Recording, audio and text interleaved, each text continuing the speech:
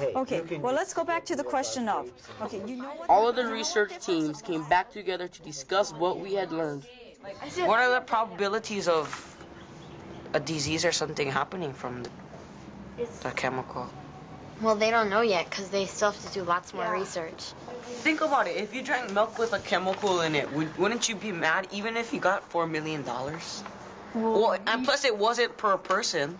Even when you get the $4 million, how much is it gonna cost for you to How much is it gonna cost you if you get cancer in the later years to pay those bills? You think, oh wow, that doesn't concern me, but then when you get to like learn about it and you study it and everything, you realize, oh wow, it really does concern me, and I could do something to change it.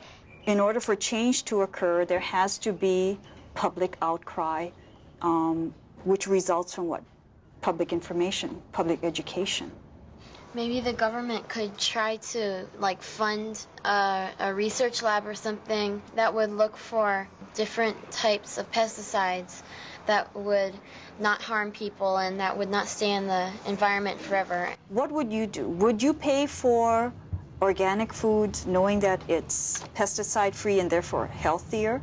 I think I would buy the organic fruits or vegetables because there's either your life or money. So your life is more important than money, and your health is more important than money. So I guess I would go for the organic.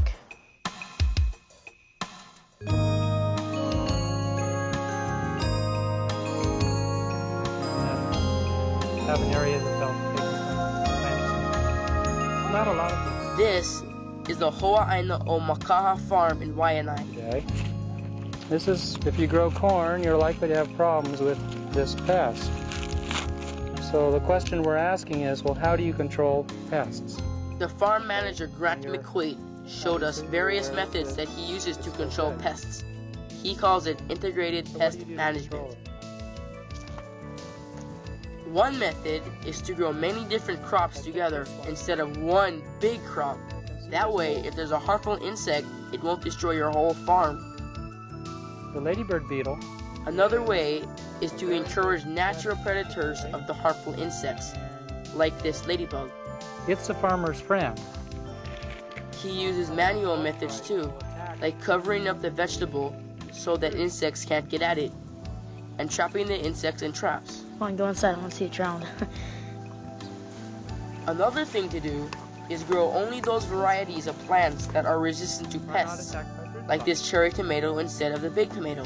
They become mature, bright red, quite delicious if you want. You have any idea what this plant is? Grant showed us some plants that can be used against pests. Okay, this is actually tobacco. It's gone to seed. Sounds crazy, huh? Before they established the chemical pesticides, this is one of the plants they would use for pest control, to make a spray for the plants. It's actually a very strong poison. Another thing that organic farmers have found is that you can have pests and still get a good harvest. It was found that you can get 40% leaf damage. They can consume 40% of your leaf and really not affect your yield. So part of the biological approach is accepting that the insects can have some too, and we can still get our yield. It takes time to be a biological farmer and to go through and check all your plants. It takes time. I mean, that's one of the reasons pesticides are so nice. They don't take much time, but something that takes the least amount of time is not necessarily the best thing. Okay. Thank you. As we left the farm, we all wondered about the safety of the food we eat.